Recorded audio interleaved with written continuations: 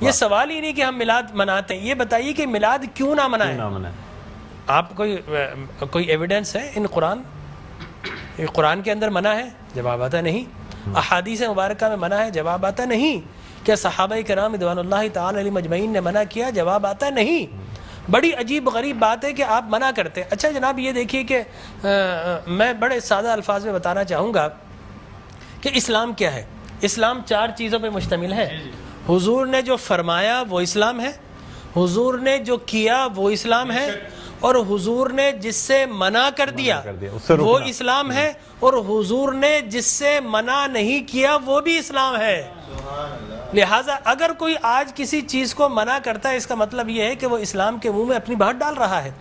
اب نہ اللہ سے بھول ہوئی نہ رسول سے بھول ہوئی، قیامت تک کی ساری ناجائز چیزوں کو قرآن مجید اور احادیث نبویہ میں بڑے بڑے بورڈ لگا دیے گئے کہ these are the prohibited thing, یہ حرام ہے، یہ حرام ہے، یہ حرام ہے، بڑے بڑے بورڈ لگا دیجیے۔ وہ دیکھیں طریقہ اور اصول بھی یہی ہے کہ ہر جائز چیز کا نہیں بتایا جاتا۔ مثال کے طور پر اگر آپ کو کہیں جانا ہے تو آپ نے کبھی زندگی میں بورڈ نہیں دیکھا ہوگا کہ الاؤ ہے ادھر آ جائیے، نہیں، یہ کہیں نہیں لکھا ہوگا۔ ناٹ الاؤڈ ہوگا وہاں ضرور لکھا، جہاں ناٹ الاؤڈ ہوگا، پروہیبٹڈ ایریا ہوگا، وہاں پر بورڈ لگا ہوگا کہ یہاں داخلہ منع ہے۔ لہٰذا قرآن و احادیث میں بھی بڑے بڑے بورڈ لگا دیے، یہ حرام، یہ حرام، یہ حرام۔ اور مجھے کہنے دیے ڈاکٹر صاحب اللہ کا نبی بنیادی طور پر ہر جائز کام کروانے نہیں آتا، بالکل نہیں۔ دراصل اللہ کا نبی ہر ناجائز کام سے روکنے کے لیے آتا ہے۔ اگر جائز کام کی اگر جائز کام کروانے آتا اور جائز کی فہرست بنتی تو قرآن 30 پاروں پہ ہی 30,000 پارے بھی کم پڑ جاتے کہ یہ بھی جائز، یہ بھی جائز، یہ بھی جائز، یہ بھی فہرست، ایک پوری فہرست بن جاتی۔ کہاں تک ہم قرآن حفظ کرتے؟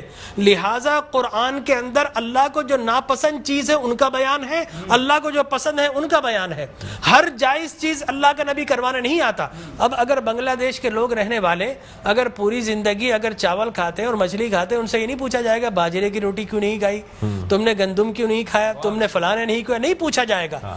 اگر اسی طرح پاکستان کے رہنے والے مچھلی روزانہ نہ کھائیں تو ان سے نہیں پوچھا جائے گا کہ یہ بھی تو اللہ کی غذا تھی، جائز تھی، تم نے یہ کیوں نہیں کھایا۔ نہیں، ہر جائز چیز اللہ کو مطلوب نہیں ہے، اللہ کو مطلوب یہ ہے کہ ہر ناجائز کام سے روکا جائے۔ لہٰذا اللہ کے پیارے حبیب نے قیامت تک کی ساری ناجائز چیزوں سے منع کر دیا، نہ اللہ سے بھول ہوئی معاذ اللہ، نہ رسول سے بھول ہوئی، دین مکمل ہو گیا۔ اب اگر کوئی یہ کہتا ہے کہ یہ ناجائز، یہ بدعت، اس کا مطلب یہ ہے کہ کیا تجھ پر وحی نازل ہو گئی؟ باب نبوت تو بند ہو چکا ہے، اب تو کس بنیاد پر کر رہا ہے؟ دیکھیے اب کس بنیاد پر تم منع کر رہے ہو۔ اور میں آپ کو بتاؤں ڈاکٹر صاحب، یہ دین کا مسلمہ اصول ہے کہ کسی چیز کے جواز کے لیے کوئی ضعیف حدیث بھی کافی ہے، لیکن کسی چیز کے حرام یا بدعت ہونے کے لیے قرآن اور احادیث کی نص قطعی چاہیے آپ کو، اور حدیث متواترہ چاہیے، اس کے بغیر آپ کسی چیز کو حرام نہیں کر سکتے، اس لیے کہ اسلام گلا گھونٹنے کے لیے نہیں آیا، اسلام تو راحتیں دینے کے لیے آیا ہے۔ لہٰذا جو ناجائز چیزیں تھی اسلام نے وہ منع کر دی 1400 سال پہلے۔ اب اگر کوئی کہتا ہے کہ جناب آپ میلاد کیوں مناتے ہیں، تو میں کہتا ہوں یہ سوال ہی نہیں، بڑے احمق لوگ ہیں جو جائز کی دلیل مانگ رہے ہیں۔ ارے بھائی دلیل تو ناجائز کی ہوتی ہے، لہٰذا آپ ناجائز کی دلیل دیجئے کہ قرآن میں منع کیا کہ احادیث میں، بلکہ اب میں یہ کہتا ہوں اس بات کے بعد آپ قرآن پڑھیے، اللہ تبارک و تعالی نے 5 نبیوں کا میلاد قرآن میں بیان کیا ہے۔ حضرت آدم علیہ الصلوۃ والتسلیم کے میلاد نامے قرآن کے 5 رکوع پر متفرق، پہلا واقعہ ہی میلاد نامہ آدم ہے، فرشتوں کو جمع کیا، میں آدم کو پیدا کرنے والا ہوں، کیا کریں؟ سیلیبریشن کرو۔ آدم کی ولادت کا موقع، نفخت فیہ من روحی فقعوا لہ ساجدین، جیسے ہی میں یہ آنکھ کھول دے، یہ پیدائش ہو جائے، ولادت ہو جائے، تو تمہیں کیا کرنا ہے؟ اس کو سجدہ کرنا ہے۔ اللہ تبارک و تعالیٰ فرماتا ہے کل مجمعون الا ابلیس، سارے فرشتوں نے سیلیبریٹ کیا، آدم کو سجدہ کیا سوائے ابلیس کے۔ تو معلوم یہ ہوا کہ جس نے میلاد منایا اللہ نے اسے نورانی قرار دے دیا، اور جس نے انکار کیا اللہ نے اسے شیطانی قرار دے دیا۔ سبحان اللہ سبحان اللہ۔ لہٰذا اسی طرح میں 2 منٹ بس، اسی طریقے سے سورہ قصص میں حضرت موسیٰ علیہ الصلوۃ والتسلیم کی میلاد نامہ اللہ نے 28 ابتدائی آیات میں بیان کیا. اور حضرت یحییٰ علیہ الصلوۃ والتسلیم کا میلاد نامہ سورہ مریم میں کیا سلام علیہ یوم ولدا، سلام ہو یحییٰ پر کس دن؟ جس دن وہ پیدا ہوئے. لہذا نبی پیدا ہو رہا تو اللہ سلام بھیج رہا ہے. اور پھر حضرت عیسیٰ فرماتے والسلام علیک یوم ولدت و یوم اموت و یوم ابعث حیا، سلام ہو مجھ پر جس دن میں پیدا ہوا. سرکار نے فرمایا. اور پھر اللہ تبارک و تعالی نے ووالدین وما ولد کہہ کر حضور کے میلاد کو بیان کیا. اور حضرت مریم کی میلاد کو اللہ نے سورہ آل عمران میں بیان کیا. پھر سرکار نے فرمایا کہ میرے غلام الجمعۃ عید للمسلمین. لوگ کہتے ہیں 2 عیدیں، تیسری عید مل گئی. حضرت عمر بن خطاب سے پوچھا کہ یہ الیوم اکملت لکم دینکم، یہ آیت ہمارے نبی پر نازل ہوتی تو ہم 2 عیدیں مناتے، ہم تو بطور عید مناتے. حضرت عمر نے حضرت ابن عباس دونوں سے احادیث فرمایا میاں تم ایک عید کی بات کر تو ہماری تو 2 3 عیدیں تھی اس دن. وہ یوم عرفہ تھا مسلمانوں کی عید کے دن، وہ جمعۃ المبارک تھا مسلمانوں کی عید کے دن، وہ تکمیل دین کا دن تھا، وہ مسلمانوں کی عید کا دن ہے. لہٰذا یہاں پر تو پہلی، دوسری، تیسری، چوتھی، 5ویں نہ جانے کتنی عیدیں. اور صحیح مسلم کی حدیث مبارک رسول اللہ نے 5 عیدیں بیان فرما دی. ایام تشریق، یوم نحر، اس کو سرکار نے عید قرار دیا.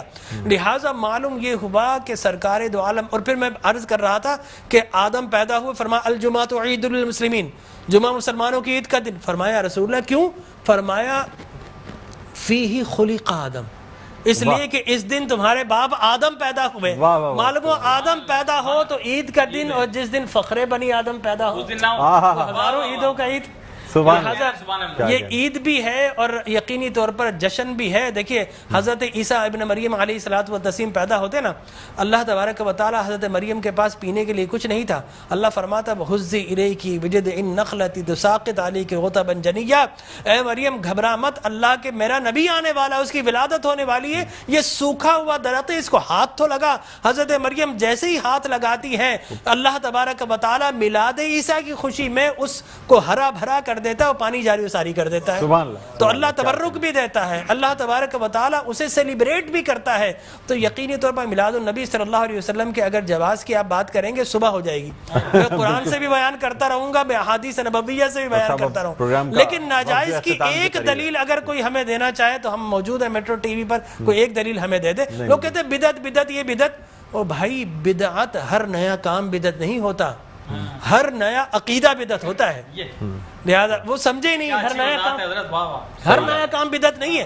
میں آپ کو ثابت کر دوں جو ہے نا ہر نیا عقیدہ بدعت ہے. دیکھیے آپ شیطان نے جب بلیف جو جس چیز پہ انسان کا ہے وہ قائم ہے، وہ قائم ہے.